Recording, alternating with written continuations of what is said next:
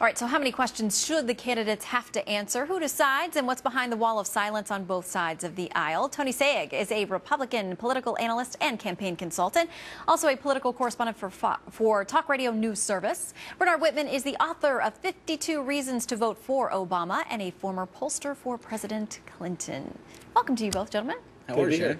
I am very good. Now, we want to play a little bit more of the clip that James Rosen used there where Mr. Romney was overseas and there were some yelling of questions and a little back and forth. Let's play a little bit of that.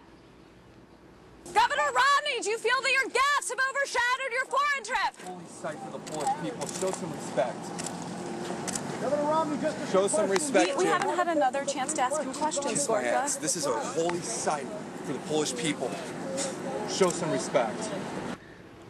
It was a visit to a very sacred place for the Polish people. Bernard, was that an okay place to be screaming questions at a candidate? Well, I think that candidates expect that all the time. You know, the president was interrupted during a major announcement on immigration, and he chose to simply say, hold on, I'm going to finish what I have to say. I think there's ways to deal with that in appropriate times, and there's ways not to. I mean, you saw that a senior aide to Mitt Romney during that trip really lost his cool, telling a reporter using words that I won't repeat here. And I think that that speaks to the maturity of the staff around Governor Romney. You have to be ready to deal with the fishbowl that is the press corps.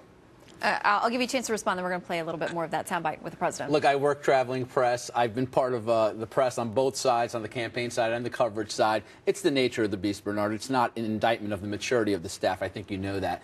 I think the problem with President Obama is the fact that he has gone 7 important weeks without really having an opportunity to be engaged directly by the White House press corps, who do generally ask the much more tougher questions than the local media he's been preferring to sit down and do one-on-one interviews with. 2 terrible job reports, 1.5% GDP growth. The health care bill was upheld based on the fact that it's a tax. We've not heard the president take real questions about that from the press. This is his job. He has an accountability to be transparent. His own, by the way, goal that he set, and he's not fulfilling that at all. Bernard, I want to give a chance to play what you referenced, the president at the White House when he was interrupted during a speech with some questions and some pretty awkward moments. Here's that. It is the right thing to do. Excuse me, sir. It's not time for questions, sir. Not while I'm speaking. And the answer to your question, sir, and the next time I'd prefer you let me finish my statements before you ask that question, is this is the right thing to do for the American people. Baby, I didn't ask for an argument. I'm answering your question. Bernard, that's the most peeved I've seen the president in trying to deal with a reporter. Right, and here's why, and I have to take issue with my friend Tony here. Why? Because President Obama has given between 7 and 10 press conferences in each of his first 3 years. President Bush gave 3 or 4 press conferences in each of his first 3 years. In comparison to Ronald Reagan, the great communicator, Reagan gave 46 press conferences in total, including joint appearances, over 8 years. President Obama has given 71. And finally, he's given more than 400 interviews over the course of his 3.5 years in office. George Bush gave less than a third of that at about 136. So I think that this president has been more than accessible to the press and very open and transparent in answering questions. It's very common during the summertime as you're gearing up for a campaign that you might have less press availability. I'm sure the press will have many chances to ask him questions going forward. Well, Tony, is it a smart campaign strategy, though, for either side to say we're going to limit the interaction, we're going to limit how many questions and press conferences and things that we do? It's sort of a risk aversion strategy as you go into these important weeks. Well, the great communicator of today, Barack Obama, is actually good on the stump and at pep rallies, but he's terrible at these press conferences. Don't forget the early one in June in which he declared the private sector was doing fine. He's had many moments when he's had to engage reporters directly where he seems to stammer, not this eloquent statesman that we've all grown to know from 2008. But I want to go back to my friend Bernard's statistics here. This president criticized George Bush for the exact statistics you just cited. His time in the White House at the same point in his presidency, George Bush and Barack Obama essentially have had the same amount of press conferences, essentially, give or take a couple.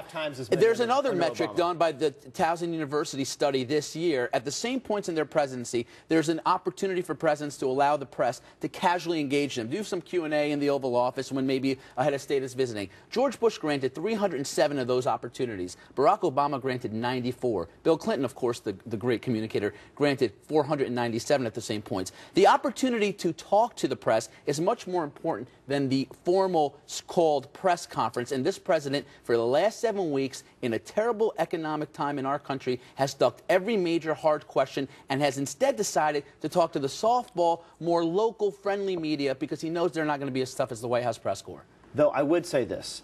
As important as it is to talk to the press, it's most important to be accountable to the American people. And as I talk about in my book, 52 Reasons to Vote for Obama, one of the reasons, number 28, is that he kept his campaign promises. And in fact, an independent Pulitzer Prize-winning organization, PolitiFact, out of the Tampa Bay Times, evaluated over 500 campaign promises that Obama made. He has kept 74% of his promises. Maybe he doesn't want to share that with the press all the time, but he is keeping his vow to the American people. Bernard, would you tell him, if you were advising him, hey, get out there, it might do wonders for you to just engage a little bit, do you think? Or you think it's best to stay buttoned up? Like I said before, I have no doubt in my mind as we head into the conventions and the post-Labor Day campaign period, the president will be more than happy to address the press corps. And for Mitt Romney, what would you say, Tony? Look, I have no problem with the press criticizing Mitt Romney for not being as available, as long as they had that same outrage when the president has been so unavailable, and you've not heard that exact same clamoring. Mitt Romney still took questions overseas, still had press availabilities.